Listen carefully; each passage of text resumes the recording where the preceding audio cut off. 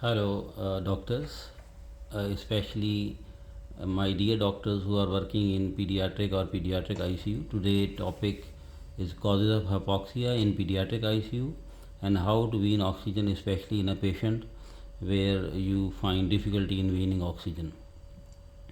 So there are five causes of hypoxia in any patient where you have oxygen saturation low or PO2 low. I mean, how you confirm? Definitely, your patient is attached to the monitor, and you make sure the probe is well attached, and there is a waveform, appropriate waveform on the cardiac monitor, and your saturation is low, and also you have documented repeatedly in the blood gas your PA2 is low. So in these cases patient may be ventilated or not ventilated. So there are five causes of hypoxia. The most common one is a VQ mismatch.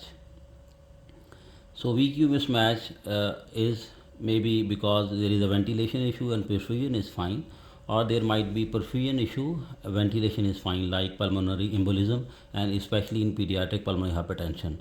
The ventilation problem is a quite common in pediatric age group, like atelectasis, pleural effusion, pneumothorax, pneumonia, or any kind of collapse, consolidation lesion can give you issue with the ventilation, and in these cases your perfusion is fine to those part of lungs and you can have a VQ mismatch. So that's the most common cause. The second one is the right to left shunt. Both first two causes, they have increased alveolar arterial oxygen gradient. That mean if you can calculate alveolar PO2, and you can have a difference more than 10, especially if it is more than 20, that's a significant.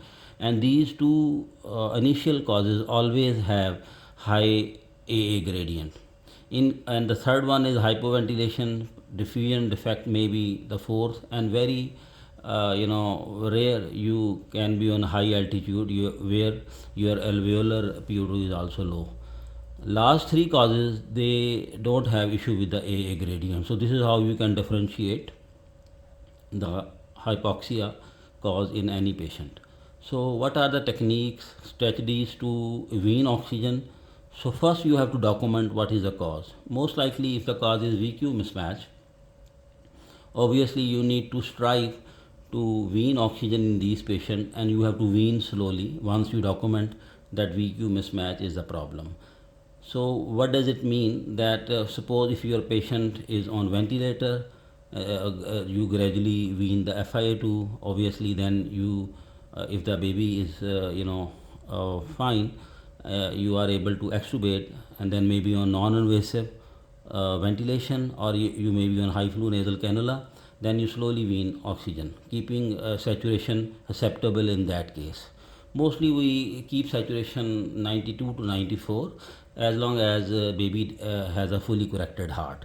So the example of weaning slowly mean if you are on face mask and you want to wean oxygen, because face mask you can end up by giving 40% FiO2, as long as if you are on 4 liter with a face mask, simple face mask. So then you have to put patient on nasal cannula, because nasal cannula you will end up by giving 30%. So this is one way of weaning, that once you extubate, you go to high flow nasal cannula, and then you want to wean more, then slowly you have to go to the nasal cannula, because you have to try the least FiO2, which is 30%, while you are on nasal cannula. And even then if you are unable, and if the patient is tachypneic, then maybe you have to go slowly. But if your patient is not tachypneic and VQ mismatch is the cause, then sometimes you have to give them blow by oxygen, because sometimes really difficult to wean oxygen, and maybe ICU stay is prolonged, including the hospital stay. What else you can do? You can increase hemoglobin in these patients sometime. So also in these cases, in selected cases, then in difficult cases you can have success by increasing the oxygen delivery. What things we can do in a patient where you are struggling to wean oxygen? You can reduce VQ mismatch, especially in a respiratory cases, by doing physiotherapy, suction, nebulizer might be helpful, and clear infection. And obviously you have to drain the secretion, and if there is any pleural effusion or pneumothorax, you have to drain. So these are the measures. And obviously in selected cases you can try also pulmonary vasodilator.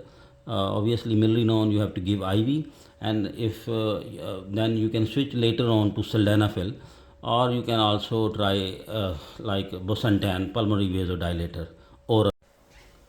And at the last resort, if you are unable to wean oxygen, then sometimes you have to accept your acceptable oxygen saturation, like the target oxygen saturation on the lower side.